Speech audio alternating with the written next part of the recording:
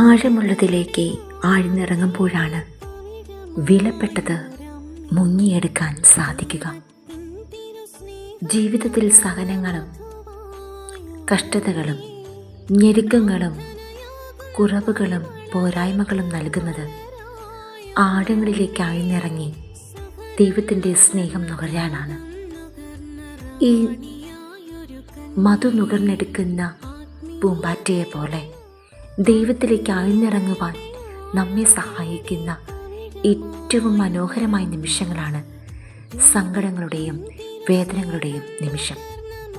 ഈ പുതിയ ആണ്ടിൽ പരിശുദ്ധ അമ്മയെപ്പോലെ സഹന വഴികളിലും ദൈവസ്നേഹത്തിൻ്റെ മധു നുകരുന്നവരാകുവാൻ നമുക്ക് സാധിക്കട്ടെ.